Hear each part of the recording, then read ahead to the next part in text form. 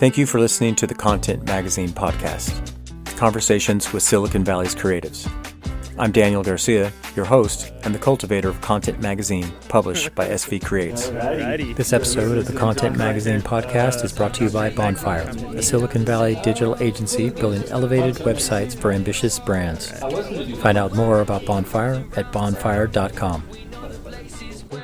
Well, you're listening to the Content Magazine podcast. My name is David Valdespino. I am the production manager and developer at Content Magazine, and today we have a special treat. We have Daniel Garcia, the cultivator and creative visionary for Content Magazine, sitting down with us today to talk about all things Daniel Garcia. So how are you doing today, Daniel? Good. How are you doing, David? I'm doing good. Good. Thanks for doing this. Yeah. I know it's warm today, actually. Yeah. It's nice. Yeah. Cool. So we've got you here. You got a photo show coming up. When does that happen? May 5th at Art Ark Gallery from 6 to, I forget the time. 6. It'll be on the internet. I think it's 6 to 10, 6 to 9 it's part of First Friday for May 5th. Awesome. So yeah, at the Art Ark. So that'll be the opening exhibition? Yeah, and then the closing one will be, I forget. I should have looked at these dates. It's like a week later or something like that. We throw the spaghetti at the wall. Right. Exactly. Yeah. Cool. But May 5th. Be there May 5th. May 5th, part of First Friday. San Jose, downtown, San Jose Art Walk. Yeah. Cool. And so is this I imagine you've done some photo shows in the past. You are a photographer. You are Yeah, but actually when I was younger, I did a group show with some people and had a couple pieces in that, and that's like a long time ago. Then when COVID hit, I had a bunch of content portraits that I did for Content Magazine that were at the ICA, but that was to open in April, and COVID hit in March, right? So that show, even though it was up for like 2 years because nobody was in there, people really didn't see it. So that was the only other show that I really ever had. Yeah, so this will really be my first solo show. Okay. Yeah. So did that kind of leave a fire in your belly to want to get back into a exhibition space, or? Yeah, that's interesting. Like what I'm definitely, now that I'm printing and doing all the kind of stuff and have to get everything ready, I'm definitely thinking, why the heck did I decide to do this? So I don't know. Actually, I think some of it is I am thinking long term, like I can't do the magazine forever. I think I need to let some new people come in and take it over, make it more hip. So what do I do next? I would love to be able to develop more fine art photography. Like I have a couple projects, and even for this show, this exhibition, which is actually kind of a retrospective of a bunch of old stuff that I have that I've never really printed or shown. Even that, I wanted to put like 3-4 pieces of new pieces that I'm kind of like these new ideas, but I haven't been able to get around to it. So that kind of does make it like, okay, I'm going to show this, and then, I want to do something with new work. So I don't know why I did this, but other than kind of thinking in terms I would love to be able to focus kind of on fine art stuff as I get older and slow down. Yeah, and so you said this is kind of a retrospective of some older work. What was kind of your inspiration going out and taking those photos previously? Or I've heard through the grapevine that, considering yourself an artist as opposed to a photographer, which some people kind of view as the same thing, that you might not view them exactly the same. But yeah, that's a good question. I mean, I think that I'm creative, and everybody's creative and everybody's artistic, but I don't think that I'm like a great artist. I do photography, and I think a lot of photography, there are photographers that are great artists, and I think there's artistry to photography, and there's craftsmanship and all that kind of stuff. So I don't know. I mean, the reason that some of the stuff that I did is like most photographers, I started out doing street photography, right? Like you kind of walk around, you want to learn how to use the camera, so you spend these times just walking around the street, following people, taking pictures of it. So I did that, and some of those negatives I've never even printed. So I wanted to kind of like say, I've done street photography. I should have a show for that. So there's negatives that I've never even, and there are still, even as I'm deciding which to print, like there's other ones I'm like, I should do this. I just don't have enough time. So that's some of the things. So it's kind of like my journey is starting out as 35 millimeter photographer. I moved to doing 120 I did 4x5. I've done tons of Polaroids. I was really into a whole Polaroid 4x5 phase for a long time, so I'm going to have a bunch of those up. And then I kind of had this little pet camera that I would mess around with. That's called a 645. So it's kind of like different formats. And then so the name of the exhibition is Time Frames and Formats, because each kind of like time frame I was using a different format. It was like, you get into something, you know what I mean? So it does that. And then it'll kind of like have then a wall of the portraits I've done with Content Magazine, which are basically all digital. So it's kind of like a collection of different formats and different time frames. Cool. And was that kind of part of the draw to those kind of projects? Was the gear kind of the catalyst for going out and taking photos? Like, are you a big gearhead with your photography stuff? Yeah, I mean, that's a good question. I think I think more of the inspiration of choosing the formats were being inspired by other photographers, other than 35 millimeter, which, I mean, when I started out, that's the only thing I knew, right? I mean, I did yearbook in high school, and that's how I found out about it, right? So I didn't even know that there was 120 medium format, large format. I didn't even know those things existed. But then as you start to do it, like you play guitar, right? Yeah. So you start to play on your Fender Squire, and then you start. Next thing you know, you bought a Gibson, Totally. Yeah, I think with photos, guitar pedals would probably be a better equivalent, because it kind of like changes the whole tint and tone and everything. Oh yeah. But how do you feel that different formats impact the work, or are there certain things that are better to capture with different types of cameras? Or? Yeah, totally. I mean, 35 millimeter is great for photojournalism, on the go, street photography. Like, it's really good for that. 4x5, of course, you have to put it on the tripod. It's very still. So that's, a lot of landscape people do that, portrait photographers. My kind of thing was like I was kind of inspired by photographers. And so like with 4x5, there's like Irving Penn, some of the older photographers. And even there was sports photographers back in the day that would shoot sports with 4x5. So I, at that period, kind of wanted to challenge myself to see if I could create images on one frame, control everything and kind of shoot it studio and even outside and kind of do that. And it was kind of like a throwback to a very kind of like 40s kind of feel, like the way they do. I pose people, was kind of like that golden age of Hollywood kind of influence type of thing. Yeah. So that was kind of that. And then 120 was more just because I was doing a lot of model portfolios and jobs and stuff, and 4x5 was super expensive, right? It's one frame per shot, and the client wants to see 100 different options. Do you know what I mean? So that gets super expensive. So I was like, okay, well, I can shoot 120, and I can get, I did 6x7, Pentax 6x7 for your Gearys. But, and so that gives you like 8 frames and stuff like that. So I was able to get more. Okay. So, yeah. And so, did you go to school for photography? Yeah. Okay. Yeah, actually I did, yeah. I mean, I started out in high school, senior year, I was on yearbook, and then I decided to go to Chico, and I took some photo classes up there. I was going to play soccer, but I got injured. So I went to Chico, took photo classes and started to do stuff. But I learned a lot in high school, developing my own film, built a darkroom. Then I was there, and I decided, like, you know what, I want to do photography. So I went to Academy of Art, and then from there, but then I dropped out, unfortunately. I think it was a bad move, but I took a fashion portfolio class. I got 10 prints, and I went out. After I printed them out, I went around and got a little portfolio, those big, huge cases that you carry around rather than on the iPad. And I went to a local model agency here in town, and the day before, they had just hired their staff photographer. So she said, hey, can you start tomorrow? Do you want to do it? So I started doing that, and I started shooting, and I was making pretty good money. It was like all cash and all that kind of stuff. And I was like, why am I paying to go to school? But I think I missed out on some of the technical aspects, and I missed out definitely on the importance of network, like working with other disciplines and other artists and stuff like that. So I just kind of was thrown into like doing that. And I freelanced for maybe like 15 years. Wow. Yeah. And so how do you view that kind of difference between like a classical education, art school, that type of stuff, and the things that you've learned just going out and doing it, right? I heard also like, Content Magazine, but people would use magazines and stuff like that to be inspired for a lot of their work, whether that was photography or cycling or fashion or other things like that. Totally. So what do you think that you gained by just going out there and doing it? Yeah, I guess, I mean, I don't know how much you gain. I mean, it's the school of hard knocks, right? So everything you're learning because you're making a mistake almost, right? So that's not, it's great to be able to sit in the classroom, have somebody tell you and give you like some warning signs. So looking back, I probably should have stayed in school.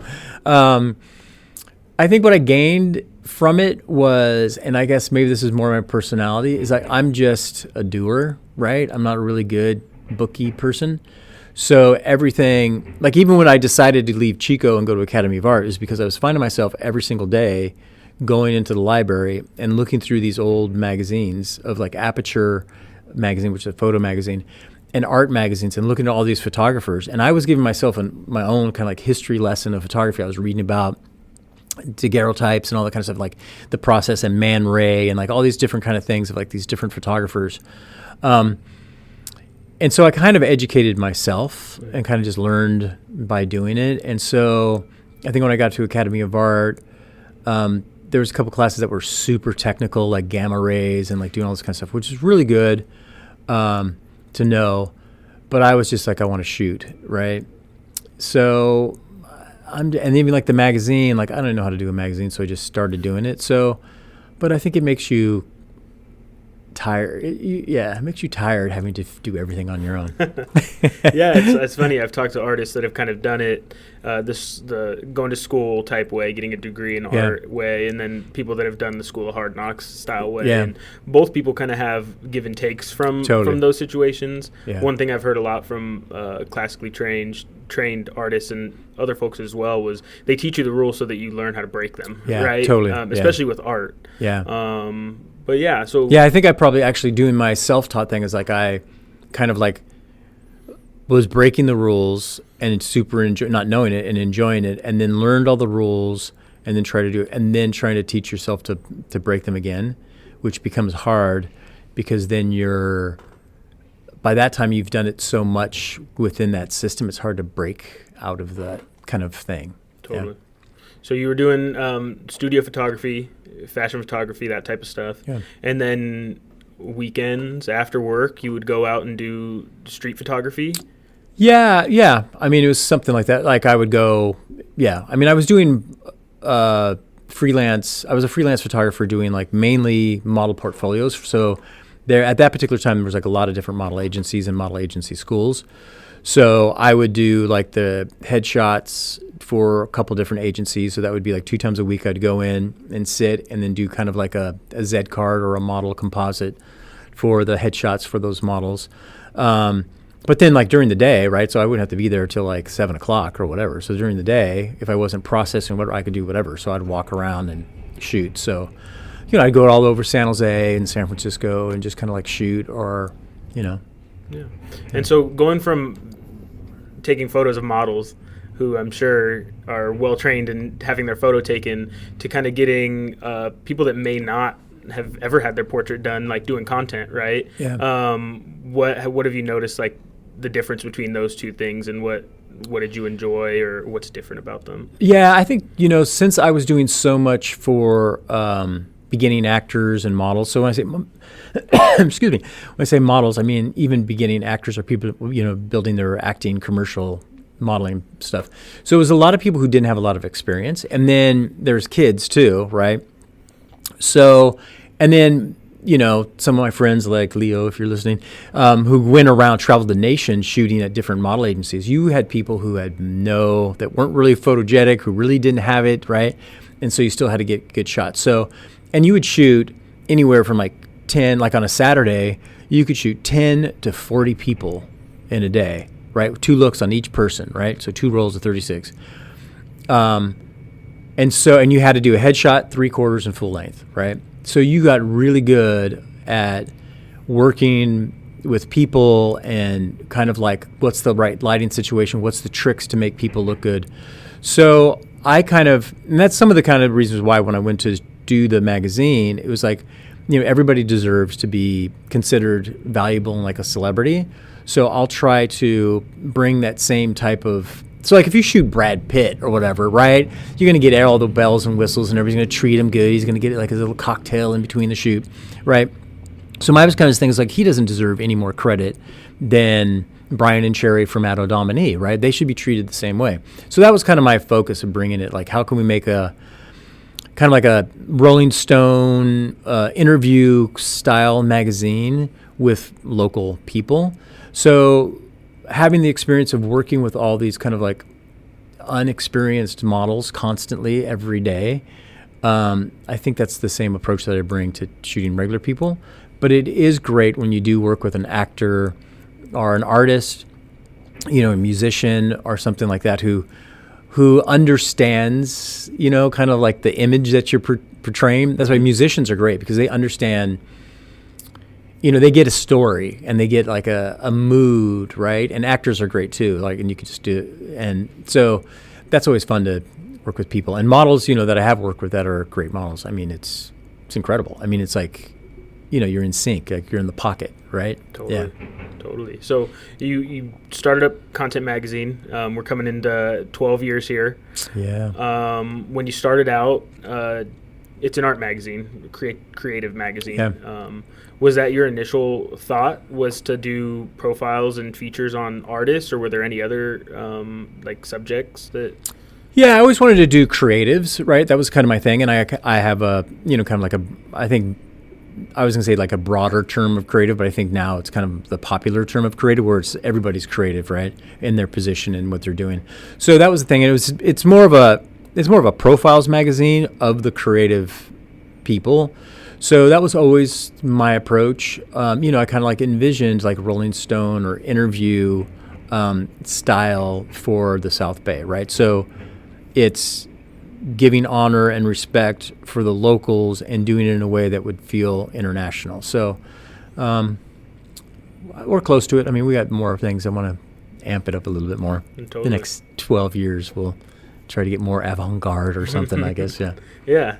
So how has that art scene in the South Bay, San Jose, how has that changed over the course of that decade plus? Yeah, I mean, that's a kind of an interesting question, because in some ways, I was talking to somebody the other day and they were talking about like, oh, and yeah, this scene really has grown since 2017. And I was thinking like, oh, actually, no, that scene has been here for years. So San Jose is a funny town. There's been always kind of stuff. I do think that there's a little bit more density, you know what I mean? So you get more people and you get more density, then you get a little bit more stuff. You get a little bit more quality, you get a little bit more. So I think that's kind of helped. And that's a little bit negative in some ways, especially if you live out in the suburbs. But density and population and people are very crucial for a creative, vibrant art scene, actually any kind of scene. So as we've gotten a little bit more density downtown, I think the art scene is kind of like improved on both sides, the creators and then the supporters. So I think that's kind of, and I think visibility has grown. I think with the internet and all that kind of stuff, people have been able to find more connections to what's going on. And, I'm going to say content has played a role in it. I think that we've helped kind of change the view, I think, even of locals, of themselves and the place. And I've even seen other kind of spin-offs of different kind of things, of people doing things kind of like Content Magazine, and they're doing it because they're like, oh, content doesn't do it good enough, right? So that's good, though, right? That's creating more platforms for stuff to happen. So, I think it's changed with the density, the use of social media, and Content Magazine has been a important part of it. Awesome. Yeah, so you have an exhibition coming up in May at Art Ark. Yeah. It's going to be part of First Friday. Yeah. The opening is. Yeah. Has preparing for this show kind of changed or developed your perspective of the people that you're featuring in the magazine? Because you're working with artists all the time, and now you're putting up a show. Yeah. Well, I think when I used to do interviews, right, when I had to do more interviews, I think that would inform that more, to have a little bit more insight. But as far, I don't know. That's a tough question. I don't think by doing the show, I guess I'm pretty sympathetic to artists and what they have to do. Now I'm feeling it. I don't know. That's a tough question. I don't know how to really answer that, other than I think if I was doing interviews, I might be able to bring more of the details of having to set up a show into that. But as a photographer, you know, I'm definitely want to connect and make a rapport when you're shooting and stuff like that. But the reality is, like, you have like an hour or something like that. So, good photographers, you definitely build a relationship. But at the same time, I'm still trying to make a rapport to get the shot. I'm like on the job. So for that hour that I'm shooting and doing stuff, I'm not necessarily trying to build a deep relationship. I'm trying to get a shot. Mm-hmm. And if you look at some other, I didn't really realize this, that I do this, and then now that I've found some other photographers that are really like Annie Leibovitz, and I've talked to some other people and stuff like that, you see that they kind of do. And, you know, Netflix has stuff on different photographers. You kind of see this weird balance between the actual building relationship and then the thing that's just kind of happening to do the job. So I think if I was doing more interviews, fortunately I do the podcast. So I think I understand the artist's journey. But for the photos, the only thing it's going to add is I might drop 1 or 2 lines that I understand that they know to build a rapport so that I can get them to sit on the floor and act stupid. So, I mean, it's kind of a weird thing. Photography is a weird, portrait photography, editorial portrait photography is a weird thing because it's a relationship. You're doing it together. Yeah. At the same time, you're trying to get the person not to think about themselves, and you're trying to create something you kind of see. So it's a little fake in a way. So you're curating the show, your own photo show. Yeah, that's a bad idea. But you're curating a magazine quarterly. Yeah. How does this show feel different than doing the layout for the magazine or getting those photos together? That's cool. I'm glad that you said that, and because that's a good question. Because what I was doing, actually, I was getting it together, and I was thinking like, oh, I don't know what goes together, and I even told myself, wait a second, I do this friggin' all the time. So I was like, just trust your instincts. So, yeah. I mean, the tough thing is, I think when you're doing a thing, there's images that I want to print because I want to see what they look like. There are some that I actually have printed, so I already have kind of like an emotional attachment to them. There are things that I remember the time period. I really very much remember what I was going through and what was happening.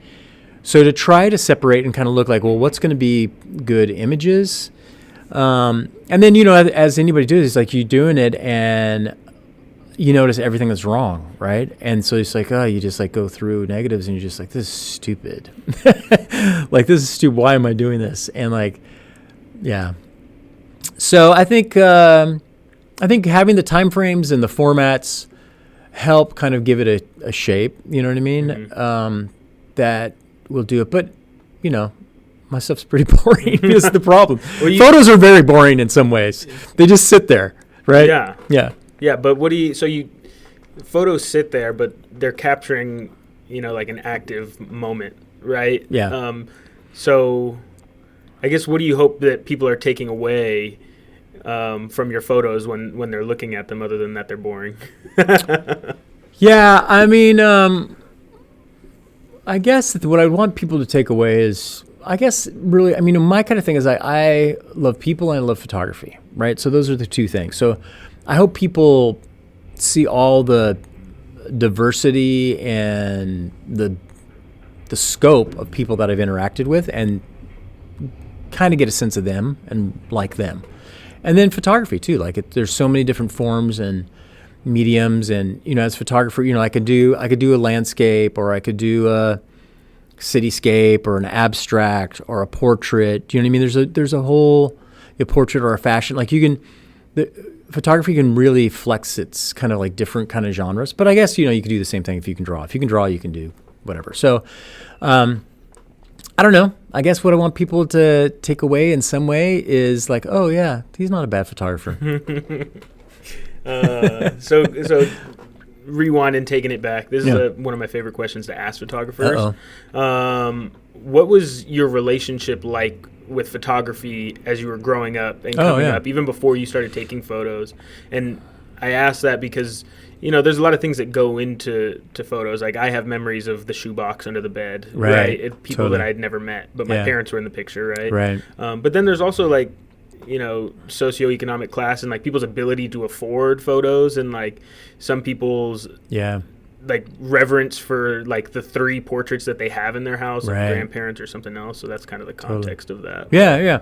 That's a really good question. I the reality is I would say that I didn't really have a connection to photography per se, other than that it was, imagery was a way into the rest of the world, right? So I was into art. Like I loved different art. So because my mom kind of raised us doing a lot of more crafty stuff, but like creative stuff. So if there was an image or something like that I liked in a magazine or whatever, I would cut it out. And then I really was into soccer. So then I would get like all these European magazines and I would cut out the different photos. So there's definitely like I even had art that went around my room. It was a collage I did on this big newspaper type of thing. They went all the way around my room of just pictures that I cut out and pasted, right? And so it was art and soccer stuff all the way around. So that was kind of, a thing, but that was never like a conscious. I wasn't thinking photography. I was thinking like I like these things, right? So then when I got on the yearbook staff, and the big sell for me was this is my famous line. I had a girlfriend at the time. She was on it. She's like, do yearbook, be on yearbook. And I said, well, I can't do anything. She goes, be a photographer. They don't do anything. So that was the big sale. So actually, I did it and I developed my first roll of film and it just felt right. And so then that's kind of like started the journey. But it wasn't really, I didn't have like a special relationship. I mean, my grandfather, I do have some old negatives that my grandfather took from when he was stationed in Hawaii during World War II and stuff like that. But I didn't even know those existed. So it wasn't like that was formative and he had a Brownie camera and that shaped who I am. It was more I had an opportunity to take a class and play around and not have to do schoolwork. And then I found that, photography is fun and cool. Awesome. And it opens up doors too. I have to say, like, especially at the younger point, and even now, it's like, you have a camera, you have 2 cameras or whatever, and you know what you're doing. You can go pretty much anywhere. Mm-hmm. So I really enjoyed that part. When I was younger and I started out, like, every club in San Francisco, I was just able to go in because I could just, I knew the people or whatever. So that was kind of, fun just to be able to have access and those kind of things. And, as a young man shooting fashion, you know what I mean? It was like also, girls, you know what I mean? So none of it's like super, probably a lot of it, all the motives are probably pretty yucky. But, in the process of that, I fell in love with photography, right? Yeah. But it's not like a family long tradition or anything like that. Yeah. Well, it's interesting because when I ask photographers that question, it usually goes into like the act of taking photos. Yeah. Whereas like we see images like on a minute to minute basis, right? More and more it's moving towards video instead of just photo, but that's cool. That's interesting. Yeah, I guess that's kind of interesting. I mean, like the act of taking the picture. I mean, for me, it's been so much about people. So it's always just been hanging out, and I get the energy out of that, right? For still lifes and abstract, right? That's kind of different because you are trying to create something or grab something. Street photography is fun. That's a fun process too because you're trying to catch these little moments in between things. I always create it as like you're stealing, right? That was very much like kind of like almost like being a thief, right? Because you're going around and you're capturing this person. Do you know what I mean? Mm-hmm. So, yeah, but those were all fun, And were you the kind of person that couldn't wait to go develop the film and see the pictures that you took? Yeah, of course. Yeah, I mean, nowadays with the back of the camera, the digital, yeah. Yeah. But I think I've told people this too is that I've lost some of my photo skills because of the digital camera, right? The process and the thinking process that you had to have when you were shooting film and you couldn't see it till a day later was totally different. You had to be much more in tune. So I think that's why I think it's good for people who have to shoot film because you could shoot it and you not know what you're getting. So I have like even looking at you with the light right now, like I can think about what that's going to look like on film, right? I can see the end process somewhat, you know what I mean? And I used to be able to judge like how bright the light was, like because you're so used to it. Nowadays with the digital, it's like, what's going to click? And then like, I can move that around, right? Yeah. But back in the day, man, it was, I mean, when I started shooting, there was like Kodak had Kodachrome 25, Tri-X, right, was 400, which was like fast. And then they came out with Ektachrome 100. Mm-hmm. So those are pretty slow. Now, I was doing something the other day, and I just cranked my camera up to 1600. Those are ISOs. These are called ASA back in the day. So those are like the film speeds and stuff. So, but 25, right? When you figure, I mean, that is like, so 400, 200, 100, 50, 25. So that's 5 stops or 5 shutter speeds slower, right?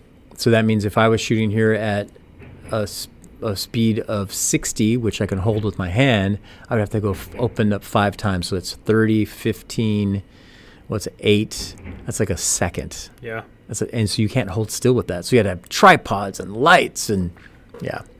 Different game. Anyway, Wow. I don't remember what the question was, but that's... Yeah, no, but now I hear folks, like, I get anxiety thinking about coming home with 5,000 photos. You know, like, I know people do photo projects and they're out for the day and they'll come back with 2,000 photos. Yeah. And then the editing is like a whole nother process now, too. Yeah.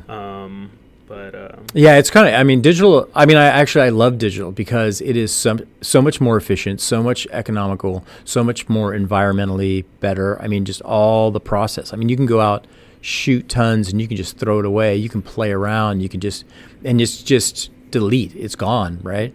Film, you know, you can play around. You don't know exactly if you got it. And then there's still a whole other, the process of processing can go crazy. Even if you have a great lab, still stuff goes crazy once in a while. Something can happen to the film. If you process yourself, then you always make mistakes, right? So there's like this whole other, then you have to still print it too, unless, you know, you scan it or whatever. So there's like, it's a lot more steps. Yeah. And so this exhibition that you're doing, you've printed all of those pieces yourself. Yeah. There's digital, there's analog. Yeah. What you're going to break them down based on medium? Is that kind of your vision for it, or like the method of photography, right? I'm trying to figure that out. I got 2 weeks to figure that out. Yeah, actually, I'm going to do, excuse me. I'm going to have kind of like my 35 kind of street stuff. I mean, the only stuff that I'm really printing from 35 is all street stuff, because at that particular time I was doing lots of kind of fashiony stuff. And the reason I even got out of 35 is it's just so grainy and ugly in some ways. So that's why I went to 120. But so a lot of that is just going to be street stuff. So I have 35 millimeter. That's very much this kind of time period of my life, right? That's kind of the young me. And then it kind of moves into the 120 and the 4x5 and those kind of stuff. So it's going to be pretty much, it'll be together as formats. And that pretty much hits a timeline of my life, but not exactly. 120 and 4x5 stretched and popped back in, so it'll be a little bit different. So I'll do it more by the frame size, the medium size, yeah. And as you were going through the archive, kind of looking at this old film and photos, was there anything that you realized or something that you remembered that you had forgot about? Were there any aha moments as you were compiling this Well, it's definitely the street stuff. There was stuff that I never even knew that I had, right? I just processed the thing and had to do other stuff. And I really did not have a chance to explore all those or print all those. So that was kind of interesting. I mean, I used to go to the flea market in Berryessa and the Capitol and just roam around. And then I used to go to San Francisco and roam around. And I'm downtown. I got several prints from just downtown San Jose. There's even one of, I have one, I don't know if I'm going to show, but it's of this building's in the back of it. Wow. Yeah, so it's kind of fun. Awesome. Yeah. Yeah, so it's going to be Art Ark in May. May 5th. What kind of photos are people expecting, like the content of the photos, right? So you're going to have some street photography, there's going to be some portrait shots, there's going to be content stuff. I'd say probably like 90% is people, and then 10% would be either buildings or plants. And how many photos roundabout are going to be on display, you think? 100, 200? I don't know. I don't know what it is. I really don't know. Awesome. I did like, so for my 120 fashion stuff, I did 2 shots of each one just because, but actually I might decide in the last minute to pull one out, but just because I thought that would be kind of fun. But yeah, I don't know. I actually don't know how many. I've printed everything. The only thing I have left to print is I haven't gotten to my 4x5 portraits yet. And so that's what I got to do this week and get those done. And then I have to go through, spot the prints and frame them and then hang them. And then I haven't even worried about writing the words or what the thing is yet. Awesome. Yeah. Cool. So, is there... Should we clap again? Yeah, agree. Yeah. Well, just May 5th at Art Ark in San Jose for First Friday. Yeah. Come on by and hang out, have a beer, and check out the work, and then tell me what you think. And then I don't know if I'm going to sell anything. I'll probably have some things for sale, but yeah, I don't know. This is more me just kind of like having a brain dump, and I definitely feel, quite honestly, to add another little thing on this, I definitely feel doing this show, I'm over. Like this stuff, I've seen it, I've done it, and definitely I want to work on something new. It definitely got me the bug to do that. Yeah. But that's going to be a slow process because it's also made me tired. Yeah. And do you have any vision on kind of where that would take you? Is there anything you're drawn to, like nature or people, or just in the general aspect? Yeah, I mean, I got a couple different, I'm probably going to be doing some more still life kind of things. Do you know what I mean? Kind of like the classic back in the old days. And then I want to do abstract outdoor stuff that kind of plays with tones and shapes and stuff like that. So kind of like the old school people used to do when they used to have this F64 club, Ansel Adams and those kind of guys. Yeah. So kind of like playing with that type of stuff is what I want to do, but it's going to be long term. But I want to put together something. I would love to get a residency. Wouldn't that be cool? Yeah. To like have 6 months in Spain just to do photography. Yeah, that would be awesome. Well, this sounds like it's going to be the launching pad for your fine arts exhibition career coming up. So if everybody comes out on May 7th. May 6th. May 6th. May 5th. May 5th. First Friday. May 5th. First Friday. Cinco de Mayo. Come out and see stuff. Yeah. Awesome. Well, thank you so much, Daniel. Thanks, David. Pleasure talking to you, and I'll definitely be there to check it out. Cool. Thanks. Cool. Thank you for listening to the Content Magazine podcast. Follow us on social media at Content Mag. Become a member and help us to continue to tell the stories of the South Bay creatives. This episode's music is 408 by Jack Pavlina. Follow him on Spotify and also on his Instagram at Jack Pavlina Music.